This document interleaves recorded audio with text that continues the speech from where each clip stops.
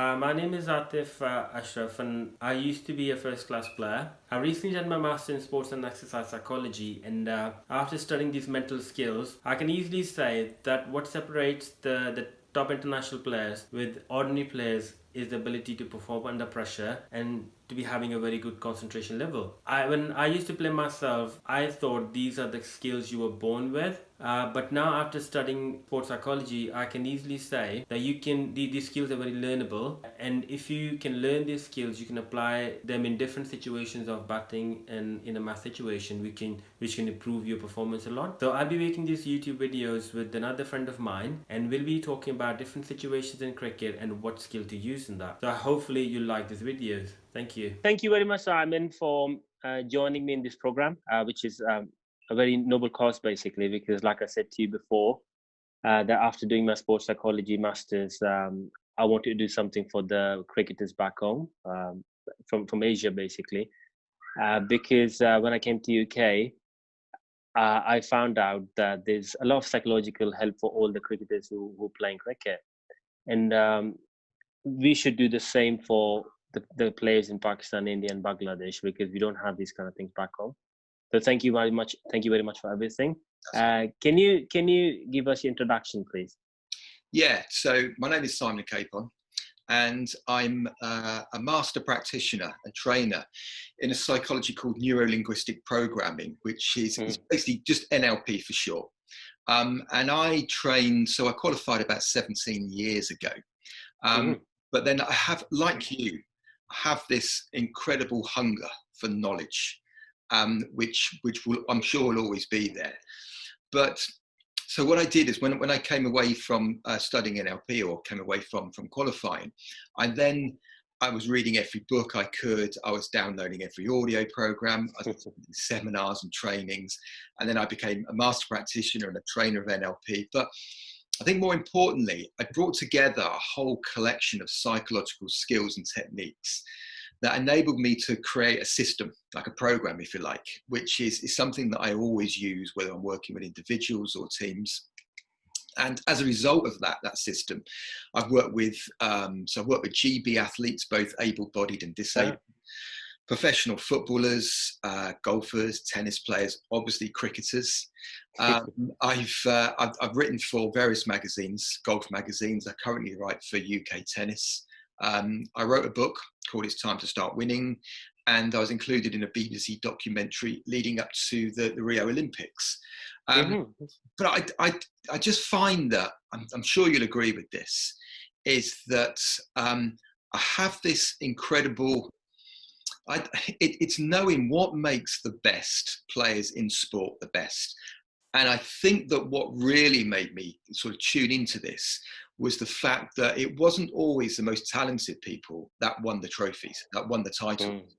And I think, well, how is that? If you are the best, then surely you should win the biggest tournaments. But that wasn't the case. And it wasn't always down to work ethic as well. There was something more than that. And it was the ability to replicate their training form to the biggest stage of all. So they were the guys that were able to kind of compete in the biggest stages in the world, virtually exactly the same as they would on the practice field. And I found that absolutely fascinating. And like you, I just wanted to know more and more and more. And then we're at that stage now where I think that, we have the information. Now all we want to do is just give it out, just spread the word and do our bit for the community. I think it's massively important. To tell you the truth, like I wanted to, that's why I study sports psychology as well, because in the last few years of my career, I thought it's only it's mostly the mental game which is separates from you, from the best players in the world and ordinary players, isn't there? And we always work on the physical side, we always work on the technical side, but we never work on the mental side of things. So then I started reading books like you, gain knowledge, and then it made me go for my dream, basically, which was to get a master in sports psychology. And once I did that, then I realized, I could actually put all those practices on my career 15 years ago, and I could make so much difference in my ability as well. Because obviously we always think it's like ingrained thing. You have that when you're born with, and you don't have to like, work on it or anything. And you just like, you constantly work on the physical and technical thing, but never work on the mental side. Yeah. So that's why I thought about like, making this program. And again, thank you very much that you joined me on that. Yeah, no, it's great to be part of it. It really is. Thank you. So, basically during the lockdown, I was thinking that there's so many cricketers back home in Asia who are not playing cricket, and they must be very desperate to play cricket. And I just wanted them to like, use this lockdown time positively, so they could like learn these mental skills, and when they get on to play cricket again, they could use that, and especially which will help them rest of their life as well, basically, because you can apply these skills in higher levels of cricket too, in other fields of life too. So the biggest problem, obviously I'm going to come up with these problems, which I think which are the most important one. And I have a lot of feedback from players back home, from Indian Pakistan, basically, and through social media, and they ask me different questions. And the biggest problem I think I can come up with is like, the stage just before playing first class cricket, or let's say professional cricket. So the stage before that, I think like, according to my experience, like you almost the same. The players are almost the same, but the problem is like there's so many cricketers back home who want to play professional cricket. Like, if you talk about Pakistan, India, and Bangladesh, the population is about 2 billion people. And out of 2 billion people, I'm sure like about 10% of the people want to play cricket. So which makes a huge number. Yeah. So what separates the professional player with ordinary players are like, the ability to play, to perform under pressure, and to get on with emotional problems, which comes with disappointments of selection and match performances and all those kind of things. Yeah. So the biggest question, the basic question I wanted to ask was like, so when you have this, disappointments going through different stages of life, how do you like, obviously, sorry, the culture back home is like, that people work really, obviously everybody work very hard, but then once they work hard and they get disappointments, they start thinking about other sources as well, which is like, you have to know certain people, you have to like go take shortcuts, you have to do this and do that. So obviously you get into the negative frame of mind, isn't it? So according to my experience, what I think is like negative frame of mind. Yeah. You have to train your mind to come back into the positive state of mind to achieve more. Because in cricket, it's a long game. It's a very tiring game. And same like other fields, you have to put at least 10 years of hard work in that field. If you don't do that, then obviously you can't go to the top level. So, sorry, I think it's a very long question, but the thing I want to ask you is that how do you train yourself to come out of those negative states and go back into those positive states again? Yeah, and it's such an important question as well, isn't it? It's it's probably the question that everyone, no matter what sport it is, and has. And I think essentially is that where we place our attention creates our reality. And what I mean by that is that when we place our attention on all the negatives, so we place our attention on. Let me give an example. It'll probably be easier, I think. So I work with a footballer. He's only a young lad. He's kind of late teens, and he has the opportunity, or did have the opportunity, to play for an English Premiership team. So that's really high level stuff. Okay. And I've seen him train. I mean, he is absolutely phenomenal. But when I spoke to him, he said to me, he was clearly, anxious about the Saturday coming up. And I said, so what's happening at the moment? Tell me what you're thinking. He said, well, I'm looking at, 70,000 people there. He said, I'm looking at, the TV cameras. I'm looking at family. I'm looking at friends watching. I'm looking at people that don't like me watching. I just have this huge spotlight. And he goes, and of course, this thing gets televised, globally now. He said, it's a lot of pressure. I said, okay, so you've pointed out all the things, all the negative stuff. That's what you've done. You just pointed out all the things that are going to make you nervous. And that's entirely where your focus is. So let's look at this slightly differently. So let's look at things in context of what you want and not what you don't want. You see, what he was doing and what we tend to do is that anxiety is generally created by a past event or a perceived future event. So in other words, think about what happened last week, yesterday, or last year, or we think about all the things that might go wrong. And of course, when we place our focus on negative minds, on a negative situation, then of course we then fill our minds with negativity. So I used various techniques to get him to be actually in the now, okay, in the present moment.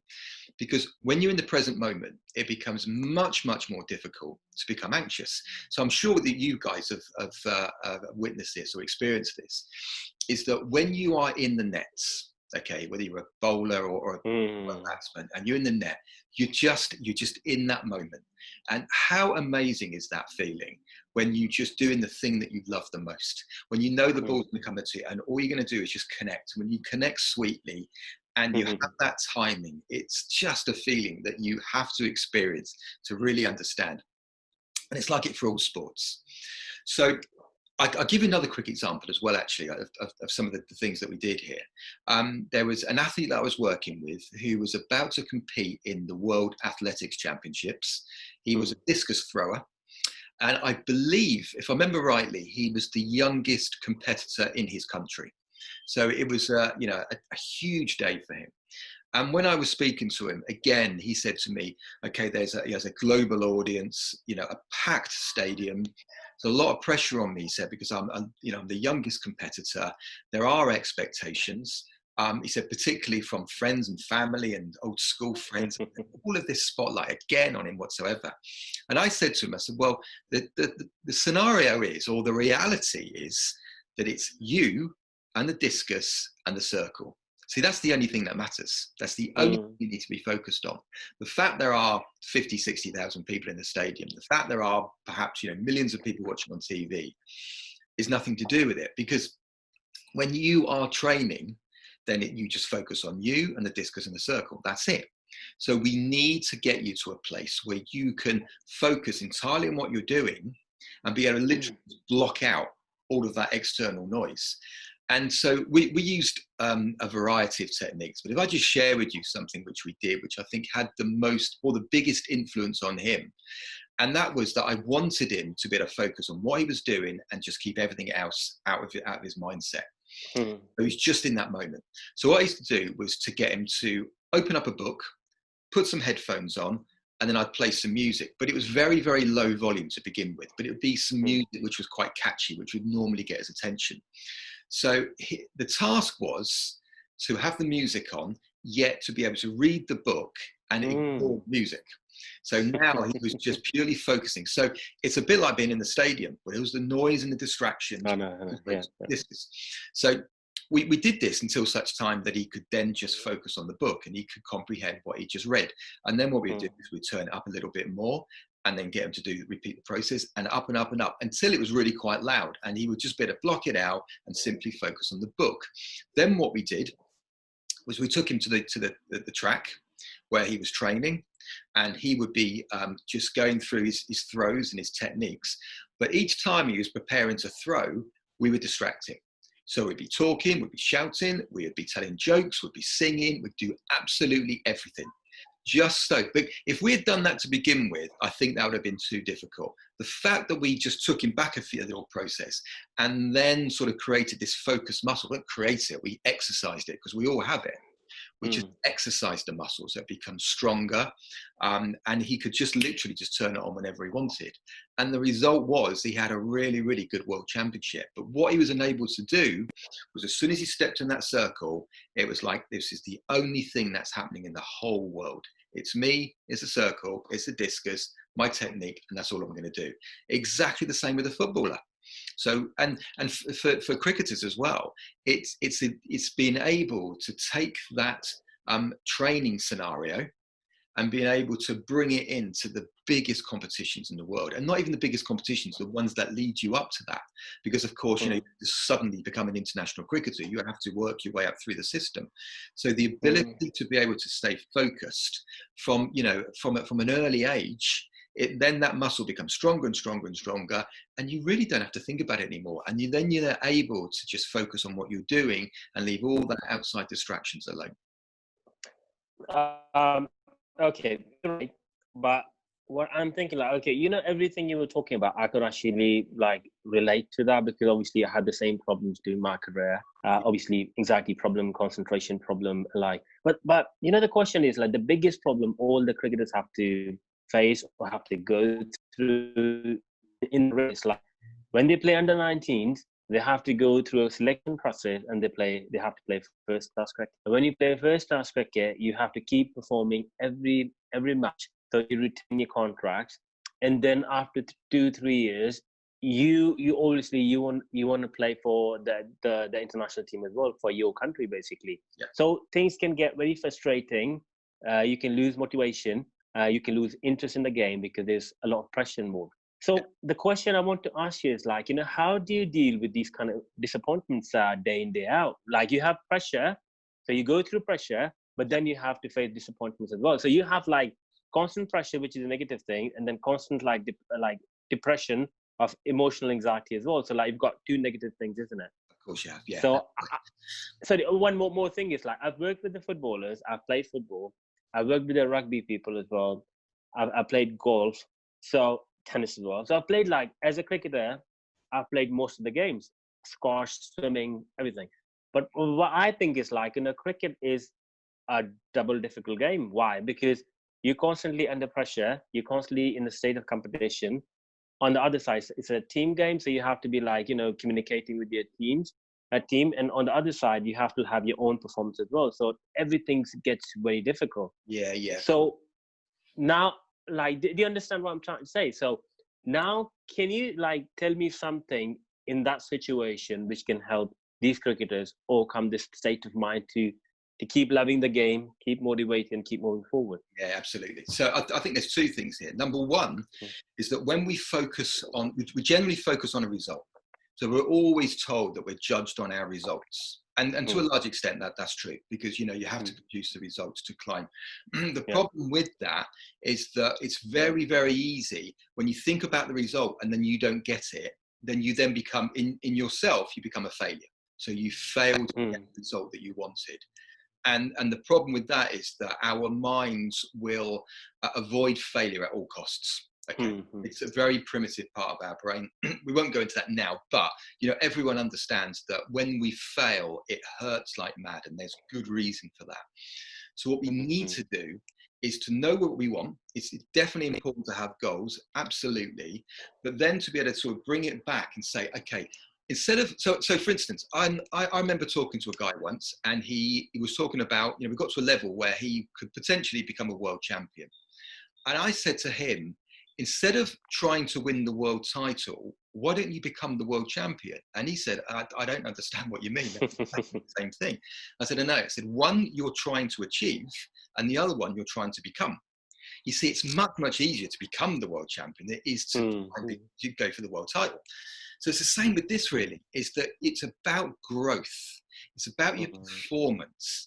And it's easier said than done. Yes, absolutely. But when you can look at the result, know what it is that you want, and then backtrack and say, okay, who do I need to become to reach that target? Where am I now? And then set out a very defined pathway to how you're going to get there. So the focus is on more about your performance rather than the result. Now, obviously, there are going to be times when that doesn't go perfectly to plan, and that you do get a poor result and things don't go well, and maybe you're very high in the batting order and you go out first ball, and you can say, well, that was no performance. It's undeniably that was a poor result. Okay, you have a choice at this page. At this stage, you have a choice. Okay, we can either look very, very deep into what's happened, and we can look at the failure and remind ourselves of the failure, remind ourselves about how awful that felt and people watching us and what that's going to do for the team, and really, really create a huge amount of negativity inside.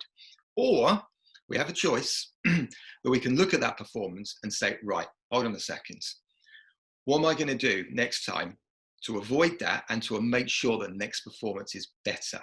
Because as hard as it is at that particular moment, you have to understand that success is a wonderful teacher, but success is a very, very good feeling rather, but a very poor teacher. Poor teacher, Very yeah. poor teacher.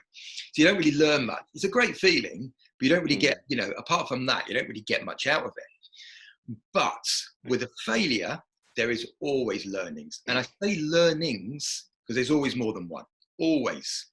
So to be able to have the discipline to say, okay, that didn't go according to plan. And we're all human, so you've got to let it out. Don't bottle it up. Just, have a 30 seconds on your own. So just let that out. You have to do that. Then to be able to write down the ways that you're going to make the next performance better. What can you do? See, when you look at results in a way of feedback, then you get a completely different light. So whatever result you get is feedback. If you get the result you want, that's good feedback. If you get the result you don't want, that's feedback saying there needs to be improvements. So to be able to write down all of the improvements and individually write them down and then work out ways in which you can include them into the next performance, that's growth. And that is the most important thing that all of us have to rely on, because if you are continually growing, then you drastically increase your chances of feeling happy and feeling positive, staying motivated and enthusiastic. When you just focus on the failure and you see yourself going backwards, the first thing you're going to do is say, maybe this isn't for me. You look for other opportunities. And say, I can't go through this. This is the worst feeling in the world. And it's we're laughing now, but it's not funny when you're going through it. No. Agonizing when you're going through it. And so I hope that answers the question, is that, when you take your focus away from the result, know what you want, and then being able to put out a very, very structured plan of how you're going to get there, understanding when you fail, there's always the golden bits in there, which are always the learnings. But we're all human, and just give yourself that little bit of time. When you have a bad result and it doesn't go well, don't expect you to go, oh, well, I'm so lucky I failed and I'm going to learn so much. Let it out to begin with. You have to do that, And I think males very often, especially young males, are prone to kind of storing all that. You know what? Bad idea. Let it out. Do whatever you need to do. Then get back to the table and start to structure the ways that you're going to make the next performance better. I'm just going to... very good idea. You gave me a very good idea, basically, because that's what I was thinking all day today, because I wanted to help people who are going through this state of mind, basically, because they lose their motivation very quickly and they think cricket is not for us. That's it. We need to do something else. And the good thing you spoke about was we have to let it out, because I'm sure I remember when I was 19, 20, 21 years old, the only thing I used to think was okay, I don't need help from anybody. I'm my own teacher. I'm a good player. And if I'm not performing, doesn't matter, I'm performing the next game. So you constantly just rely on the willpower, thinking okay, you don't need help. And, I'm not softy, basically. And that's the kind of culture we have back home as well, that we don't need to have any psychological help. So the first important thing, I think, what people should be doing, or kids should be doing, going through that age, is they should be seeking help. They should be asking other people, okay, this is the problem I'm having at the moment, so what should we do? So if they get help, then I'm sure me and you, people like me and you, we can help them by telling them different mental skills, like you said, about being in the moment, which is very important. So if you thinking about the results, future results, you won't be in the present moment, and it's going to make you anxious, which is going to give you a problem. And then by having these small goals, which will keep you motivated as well during the process, isn't it? So once you keep achieving that, then you keep thinking, okay, I'm growing, I'm becoming a better player. And obviously failure won't be a failure, then it'll be your teacher on every step of the way. Yeah, exactly. So again, it's a positive frame of mind, isn't it? So every time you're going into negative state, which is a circle, a huge circle, because you think about one negative thing, then you think about the next one. So all of a sudden you just become a negative thinker, basically. But if you just break the circle and go into a positive one, Yeah. positive state of mind and think something positive and take something positive out of it, then I'm sure you can go back into positivity again. Then, absolutely, definitely. And it's just a case of just being aware of where your focus is. Yeah. So, energy flows where focus goes. So where your focus goes, that's when your energy goes to. So whenever you're thinking, anything which is kind of, creating those anxieties, apprehension, whenever you're thinking of any of those things, all those feelings start to arise, the first thing to do is just to check where your focus is. What are you thinking about? What are you looking at? And then just kind of reframe that and just think, okay, look, I have a choice. We're very unique as humans. We have choices of what we think and how we perceive things. And that's essentially what you're doing, is that it's difficult to begin with. See, a lot of people think that this is going to happen just, instantly. Okay, great, no problem. And I'm never going to have a negative mindset again. Of course, that's not the case. It does take time. But exactly the same as, the first day you picked a cricket bat up, you didn't expect to, performing, miraculous shots. You had to learn, and it takes time, and it takes practice, and it takes dedication. But most of all, what keeps you going is the love of the game. Love the game. Love the game, and that should never ever go. And I think you'll agree, the top players, the ones, and no matter what sport it is, the top boys and the girls that play, is that what they're able to do is essentially they just never fell out of love the game. They just love the game. They love the feeling. They just want to be out there and consistently. And the way they do that is to just have their focus on the bits that they want and be able to reframe the situation so it works with them and not against them. So you mean to say, like, it's totally internal? It doesn't have any external effect? Because I remember when I used to get performance, when I used to make runs, it used to make me motivated. So I used to look forward to playing the next game.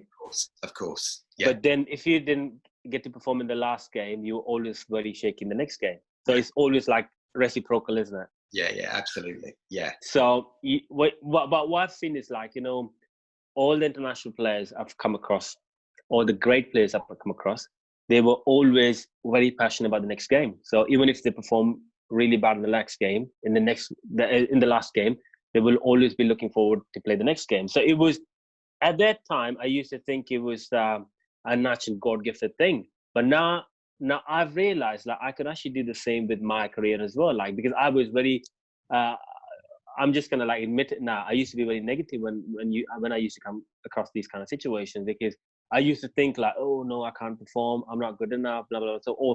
And during that time, I used to think, like, I'm the only one who's going through all these problems. Yeah. But now after doing all this research and studying, I think, like, there are a lot of people who have this problem, but they don't actually, like, expose their feelings to other people, and that's why there's problems. And I totally agree. I was probably about sort of 10 years ago, you could argue that in a lot of sport, you could get away with it. You could turn up and most of the time you'd be okay. So that would be fine. But I think now that's changed so much. And I really, really believe now, to reach the top in whatever sport, you need to be, psychologically tough. You need to have a really, really strong mindset. You must have it. And I remember only a few years ago, working with people, and they would say, well, don't tell anyone I'm working with you. Because it's like therapy. It's not therapy. And that's the, I think, perception is, a lot of people seem to think that it's there's something wrong, but there isn't. We're just thinking naturally. When people get anxious and nervous, when they have any of those emotions, it's just the most natural thing in the world. Not because they're weak in any stretch. It's not because they're weak. It is purely and simply because they haven't yet developed the skills. See, you wouldn't expect to, play cricket at, a world-class level without world-class coaching and technique. And the same with the mindset. You need a world-class mindset to be able to compete on a world-class stage. So thank you very much, Simon, for, like, sharing all your experience with different players. Like, just told us you've worked with footballers, rugby players, and cricketers before, and during your past 17 years, you've come across so many people. And I'm so honored that I'm listening to all that, and I can relate to all that as well, because by learning that, we can help so many people, so many kids who want to play cricket, but they have to end it, because to tell you the truth, there's like some very depressing stories. Because the thing is, like, kids, they have to work, they have to study, and cricket is like a 24-hour job back home, because you don't have like a systematic career for you back home.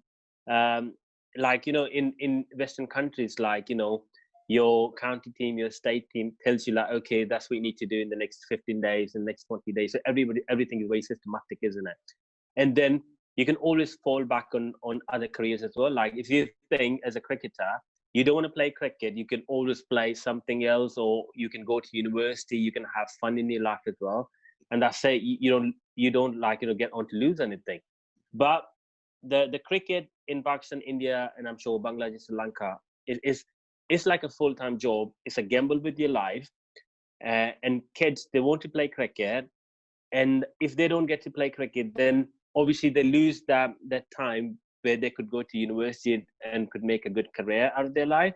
Yeah. And they lose that time. And then when they realize they've lost it, then they have to, like, you know, do some other kind of, like, take other careers, which makes their life quite depressing. Yeah. So I feel for all those kids, and that's why I need to help them. And, you know, the topic I spoke about, it was, I think it's the most famous topic, that everybody wants to play cricket, and they get very emotional when they can't get selected, and they lose motivation, and they leave the interest, the love of the game, basically. So I would actually like, thank you very much. And I would actually, you know, tell people to, like, you know, if they want to ask more questions, they can always, like, you know, comment on the YouTube videos we'll be sharing. Absolutely. And you and me, we can always, like, you know, talk to them. Yeah. I'll ask them what their problems are, and me and you, we can have like a joint consultation. We can, like, you know, give them Fantastic. And like I said to you, like, you know, we're just doing that for the love of the game, for my love of the game, and for your love of counseling, basically. Yeah. And it's a free of cost thing. So exactly. People, and like, trust me, if I had this help, like, from you about 20 years ago, I would be a different player, trust me, because I had so many problems in my career, and I couldn't ask anybody, because, you know, obviously the first thing was, like, first of all, I didn't know what sports psychology was. Secondly, I'll tell you a very funny story, not funny story, but we went to the National Academy when I was like 3 years old. And you know, the thing about saying about therapy, like, in one of the sessions, there was like a clinical psychologist, basically, like, giving us a therapy session. And all the boys I was with, we all just laughed, like, no, we don't want to have any therapy session. And the problem was, it wasn't because he was giving us therapy. The problem was, he was a clinical psychologist who didn't have any background in sport, and he didn't know anything about sports. So he was just, like, telling us about depressions, and, like, you know, how to relax, and how to, you know, leave about your past traumas and everything. So there wasn't any connection. But now I think, like, okay, if I was in his situation, I would connect with the cricketers first, only give them therapy. So, which makes our situation very good, because we can connect with the cricketers with my experience, with my going to, you know, the story I'll always share with you, and then your experience as a counselor, we can make a program which can help all the cricketers. Definitely. Yeah, absolutely. And, you know, the reality, the reality is that you've been there. You see, most people in the West can only have an idea of what it's like. You have to be there. You have to have lived it and experienced it, and you have. So, you know, I could come up with 100 ways of which I feel would be beneficial. I know. You will ask questions in such a great way, and I think that's what we need from the players, you know, for you and, you know, and back home, because they can tell us the situations that they're facing, and you know, they don't have to suffer. And it is about suffering. It's about doing what you love and you desperately want to do. And like you say, you know, you sacrifice a lot of things to be there, but then you find that, you know, for whatever reason, that you have these psychological barriers, which most people think is, oh, well, I'm born with it. There's nothing I can do about it. It's just a weakness of mine. It's not a weakness. It's not a weakness at all. It is just the most natural way of thinking. And like we said, it's that we can put solutions in place. And we are so passionate about doing that That's what we do. So the more questions we get, the more challenges that we face, believe you me, for anyone that's watching, it's just pure gold because it challenges us. And that's fundamentally important. Okay, Simon, I think we should come Right. to end now. Thank you very much, and thank you for your insight, your experience, and hopefully talk to you again. Thank you. That's great. We'll see you soon. See you soon. Bye. Take care.